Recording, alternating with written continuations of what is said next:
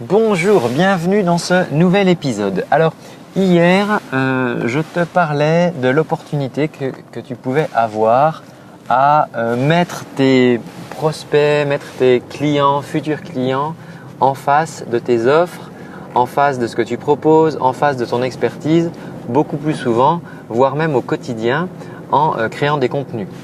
Et une question que tu te poses peut-être par rapport à cela, c'est de dire oui, mais quelle plateforme de réseaux sociaux est-ce que je peux utiliser? Parce que c'est vrai que dans ce que je t'expliquais, je te parlais de mailing, d'envoyer des messages, tu peux envoyer des courriers par la poste et tu peux bien sûr créer du contenu sur Facebook, sur Instagram ou bien sur YouTube ou bien sur LinkedIn ou bien en podcast. Par exemple, moi là je diffuse sur une chaîne de podcast sur SoundCloud, sur Apple Music, sur voilà, tout ce que tu veux. Ça peut être aussi des articles de blog, donc ça peut se trouver sur ton site. Et je sais que ça c'est une question qui revient souvent, c'est oui mais quelle plateforme je devrais choisir par rapport à mon activité, qu'est-ce qui est le mieux? Alors par rapport à ça, il y a une idée reçue, une erreur qui est très souvent faite, qui est de dire telle plateforme, ça concerne plus tel type de personnes, tel type de personnes. Alors, c'est vrai et c'est pas vrai. Je te donne un exemple avec LinkedIn où des fois des clients me disent « Ouais, mais LinkedIn, c'est vraiment… Moi, je travaille en B2B et donc LinkedIn, c'est ma plateforme professionnelle. Enfin, c'est là que je vais trouver mes clients parce que c'est une plateforme qui est professionnelle. » Alors, c'est vrai qu'aux heures de bureau, tes futurs clients, collègues, partenaires, oui, tu peux les trouver sur LinkedIn. Ok, ça peut être leur outil de travail. Mais rien ne les empêche, le week-end ou quand ils ont du temps libre, d'aller chercher des trucs sur YouTube par exemple, de dire tiens, comment je pourrais résoudre telle problématique. Et même s'ils cherchent sur Google, probablement que Google, s'il y a des réponses sur YouTube, va les orienter sur YouTube parce que Google privilégie bien le contenu vidéo. Donc il y a ça.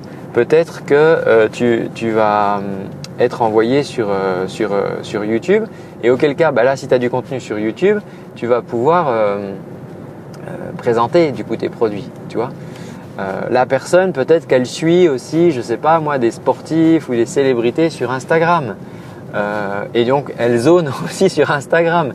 Et du coup, toi, si tu fais un peu de pub ou si tu as des contenus qui sont sur Instagram, elle va les trouver. Et alors, ce qui est assez magique là-dedans, c'est que tu sais que les publicitaires à la télé, là, enfin les émissions de télé vendent aux publicitaires du temps de cerveau disponible. Alors c'est horrible ce truc. Ça veut dire qu'en gros, on fait des programmes bien ennuyeux pour que bon, c'est polarisé ce que je dis, hein, mais des programmes bien ennuyeux pour que du coup les gens on leur lave bien le cerveau et leur cerveau il pense à rien en gros, et comme ça quand vient le moment de la pub, bing, on peut les harponner là avec la pub. Bon, c'est assez violent comme concept, mais le fait est que quand les gens zonent sur Facebook à regarder des vidéos de chats, on peut pas dire qu'ils aient un haut niveau d'attention, tu vois.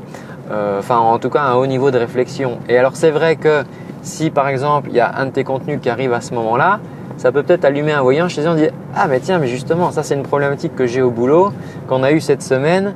Ah ben tiens, je peux mettre en raccourci le lien, ou tiens je vais regarder. Ils cliquent, ils vont regarder, ils lisent ton article, ils suivent ta vidéo, ils disent ah mais tiens, cette société là elle pourrait résoudre mon problème finalement, je savais même pas qu'il y avait des solutions. Donc finalement, le choix du média, il n'est pas professionnel ou personnel, parce que toi finalement, les gens avec qui tu travailles, les gens avec qui tu signes des contrats, ce sont des humains. Et les humains, ils ont une vie pro, ils ont une vie perso, et donc ils flânent finalement sur tous les réseaux pro, les réseaux perso. Donc tes contenus, tu peux tout à fait les proposer sur les plateformes perso et les plateformes plus typées pro. Il n'y a aucun souci là-dessus. Sachant que les plateformes évoluent, alors je ne sais pas quand tu écouteras ce contenu, mais par exemple LinkedIn, qui était au début très austère, on disait voilà, il y a Facebook pour s'amuser et puis il y a LinkedIn, c'est sérieux, LinkedIn là ça rigole pas. Et ça se démocratise un petit peu là. Sur LinkedIn, il y a des contenus, c'est-à-dire que les pros partagent un peu plus leur lifestyle, par exemple, en disant bah voilà, on n'est pas que des robots derrière nos bureaux, on a aussi une vie perso et on peut partager aussi un peu nos passions, etc. Donc voilà, on voit que toi ça peut bouger sur les réseaux. C'est pareil, les âges. Les jeunes étaient sur Facebook, après ils ont migré sur Insta. Aujourd'hui, ils sont en train de se barrer d'Insta pour partir sur TikTok. Donc tout ça, ça bouge. Mais ce qui est sûr, c'est que tu as des humains.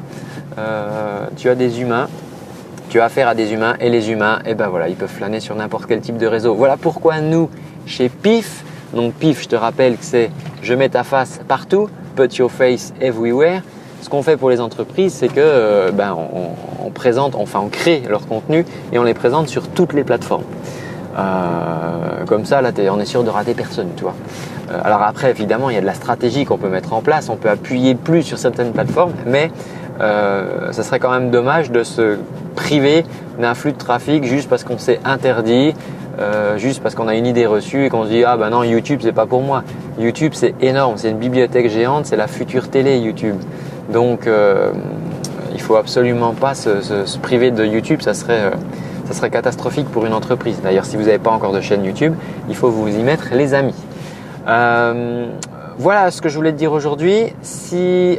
Alors ça dépendra quand tu écouteras ce contenu, mais je te mets le petit lien dans la description. Tu sais que je prends un peu de temps en ce moment pour jeter un petit coup d'œil comme ça aux activités, au business des gens qui me suivent. Donc si tu cliques sur le lien, tu pourras accéder à mon numéro WhatsApp. Alors attention, il y a des règles. Je te laisse lire les règles, tu trouveras ça sur la page derrière le lien. Et puis écoute, en fonction de si ça colle ou pas, on pourra éventuellement se passer 30 minutes ensemble et on jette un coup d'œil à ton activité. Et moi je te dis quel est le potentiel. Est-ce que tu as un potentiel de croissance ou pas grâce aux réseaux sociaux, notamment grâce à Internet? Quelle stratégie marketing tu pourrais mettre en jeu?